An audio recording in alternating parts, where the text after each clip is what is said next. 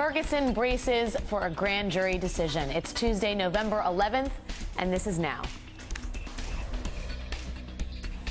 Missouri officials are bracing for unrest and potential violence in the wake of a decision in the case of Darren Wilson, the Missouri police officer who shot and killed unarmed teen Michael Brown. Just a short time ago, Missouri Governor Jay Nixon held a press conference to discuss measures underway to prepare for that very moment. Nixon said efforts to mend racial tensions should not be undermined by fallout from any decision. None of these efforts will yield lasting change if they are undermined by lawlessness and disorder. The world is watching. The governor said state and local police will work in a unified command and that violence will not be tolerated. With a decision anticipated in mid to late November, activists with the Don't Shoot Coalition held their own press conference last week, urging police to allow free expression and to establish safe zones of protest. They also requested notice from the county prosecutor, Bob McCullough, as to when a decision is coming down. We also requested Bob McCullough share the date of the grand jury's verdict announcement and then work with the community to create safety zones within areas of likely protests. When the announcement is made, there's no amount of raw force is going to keep people from initially taking to the streets. Governor Jay Nixon should compel Attorney McCullough to cooperate. Elected officials everywhere should compel their chiefs of police to comply with sensible and proper rules of engagement that will allow them to concentrate first on people that are engaged in negative behavior. Joining me now is MSNBC national reporter Tremaine Lee and professor of law at Georgetown University, former federal prosecutor Paul Butler. Tremaine, let me start with you. Every time law enforcement takes an action to try and theoretically mitigate the situation, it really feels like they just exacerbate it. What was your read on Jay Nixon's press conference just an hour ago? I think jumping from the very beginning of the whole crisis, when you had snipers on top of armored vehicles and a phalanx of police officers with assault rifles kind of exacerbating tension, the tone of Governor Nixon's speech a few minutes ago seemed more, he was speaking to residents, homeowners. It didn't sound like he was talking to those protesters who will be out exercising their rights. Though he said, you know, you have the right to protest and you know, make your voices heard, I will undoubtedly protect residents and their property. And so I think some will definitely be concerned about that, because it seems that there's almost a foregone conclusion that there will be no indictment, and so law enforcement is preparing for the worst. Professor Butler, in terms of what is to be expected, one can only assume, reading the tea leaves and the preemptive remarks from Missouri law officials, that they are not going to indict Officer Wilson. So there are two reasons to be concerned about that, Alex. One is, how do they know? This is supposed to be a secretive process, but it seems like somebody keeps leaking, and all of those leaks seem to favor Officer Wilson. So it looks like it's not an investigation by the grand jury that's in good faith. And the other thing is, they always seem so concerned about the protesters, and they never seem concerned enough about what's being protested. So during the initial protest, you know, we saw them bring out all that military gear, but there was disrespect for Michael Brown's very body and no attention to Officer Wilson until the protesters demanded it. So there just seems to be so much sympathy for the police and so little for Michael Brown. Let me ask you a follow-up on that, Professor Butler. How much would leaking the sort of the news from inside the grand jury hearing to the police, how much would that tip-off compromise the grand jury hearing? I mean, could you say, legally speaking, those results have to be thrown out? That conclusion, that grand jury conclusion, is not viable? Well, you could, and actually there's no rule that a grand jury only gets one bite at the apple. So if there's concern about the integrity of the process, there could always be another grand jury investigation. Now, is that likely? No. And why is that? It's because the prosecutor runs the show in the grand jury, and there are just a lot of reasons to be concerned about this prosecutor in this case. He's never brought a case against a police officer for shooting an unarmed black man, and it's not like this is the only time that's happened.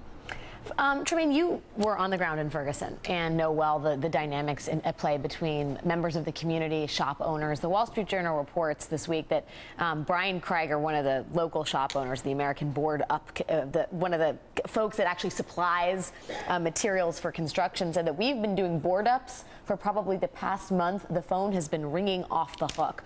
When you were last in Ferguson, I mean, what was the climate like? It seems like in a period where nothing was supposed to be happening. Right. The tension has been raised considerably. Oh, certainly. The tension never dissipated necessarily, but as the protests went on, they became more organized, and you had organizers from all over the country coming down and helping to build a foundation for those that wanted to continue building on the organizations on the ground. But don't get it wrong for a second. People are still very angry because a young man, unarmed man, was shot in the street, left for 4.5 hours, and there are still very few answers. The police department hasn't released an incident report. We don't know much about this except for what has been leaked and purported in the media. And so the alleged narrative that Darren Wilson says he feared for his life, and the complication between the time that there was some tussle with the car and then how Michael Brown ends up shot dead 35 feet or so away, there are still so many questions. And so on one degree, it seems that the shop owners may have a legitimate concern. People did break into stores. People did set some things on fire. But you never had this mass 500, 600 people turning on the police, turning on businesses. You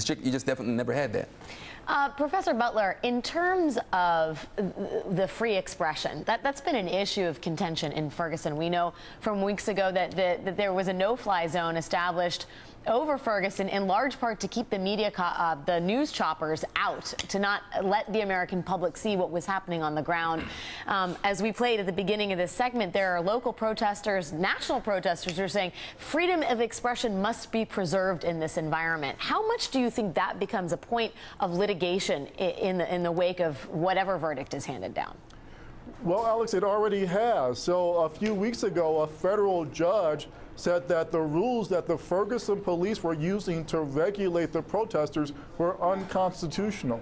They had this ridiculous 5-second rule, so that if a protester stood still for 5 seconds, they were arrested or subject to arrest. Right. And the federal judge said that violated the Constitution. So we can think about all of the civil rights concerns, but now the Ferguson police have engendered all these civil liberty concerns that they just don't respect the First Amendment or the 14th Amendment of the United States Constitution. Right, that's a really great point. The fact that this is multiple amendments of the Constitution may be being violated in Ferguson right now. This is not just about one thing, it's about several other things. It's about many things pertaining to civil liberties and freedom and racial bias. Let me ask you, Tremaine, you compared this to Katrina in your writing, asking, is there some inherent fear of hundreds of black people expressing themselves? That specific fear would be something that Governor Nixon touched upon today and didn't address or make better, but in many ways probably exacerbated. There were moments, and again, just go back to Katrina, where you had thousands and thousands of people who were essentially evacuees from their own communities, from their own homes. They were, had guns pointed at them. You had the National Guard, again, raising their weapons until General Honore said, put your weapons down. Here again, you have thousands of protesters, the vast majority peaceful. And I've been there in moments in those early days when a plastic bottle would hit a truck and they say, this is no longer a peaceful gathering. Right. And they're firing off tear gas and firing off rubber bullets. What happens? Are American civil rights suspended during these moments? And what happens? Professor Butler, let me ask you one question in closing here.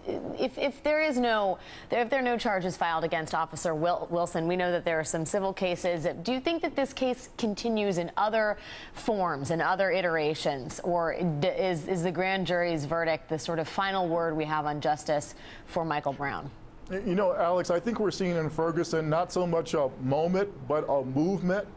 So this case is now it's about a lot more than the indictment of one police officer. It's about the pattern and practices of the entire Ferguson Police Department. The Department of Justice has a case where really they could do a lot more good for all of the citizens in that case than would come out of this one indictment in the unlikely event that there is indictment. So again, we're thinking about a national movement now about police brutality, about excessive use of force, and about why the police have all these weapons of mass destruction and are using them against American citizens.